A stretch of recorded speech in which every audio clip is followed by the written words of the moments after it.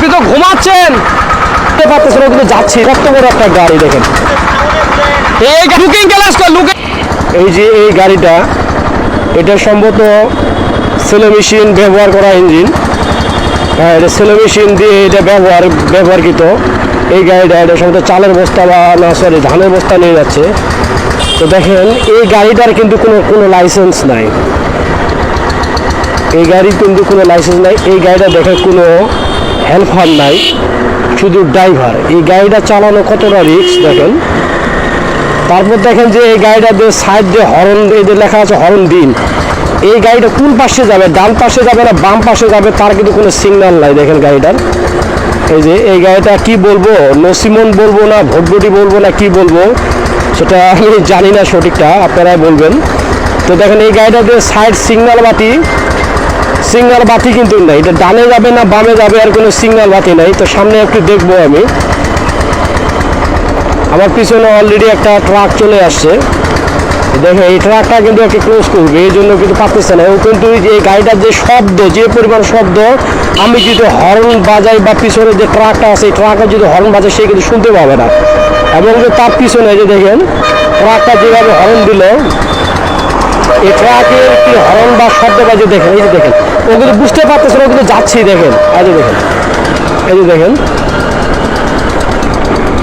সে কিন্তু বুঝতেই পারতেছে না। তো আমার মনে হয় যে পিছনে কিন্তু একজন থাকার দরকার ছিল বা উপরে বসে থাকার একজন দরকার ছিল, যে এই গাড়ি কিন্তু এই রাস্তার যানবাহনের জন্য না। দেখেন এই গাড়ি কিন্তু ভারী যানবাহনের জন্য না, এই মুসলিম গাড়ি।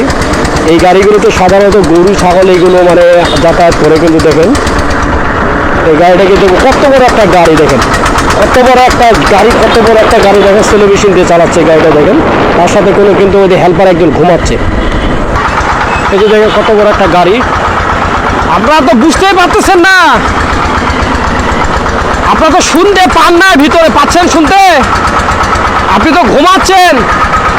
এত বড় একটা গাড়ি নিয়ে যাচ্ছে, পিছন থেকে আপনাকে হর্ন দিলে তো আপনারা শুনতে পান না, আপনারা বুঝতে পারেন না। না এই গাড়িতে সাউন্ড নাই, পিছন থেকে আপনাকে হর্ন দিলে আপনারা শুনতে পান না, তাহলে এই গাড়িটা কিভাবে চালান? শুনতে পাবেন না তো, তাহলে এত বড় গাড়িটা চালান, পিছনে একদম থাকতে হবে না? পিছনে আপনাদের কোনো সিগন্যাল বাতি নাই। যদি একটা দুর্ঘটনা ঘটে এটা দায় নিবে কে বলেন?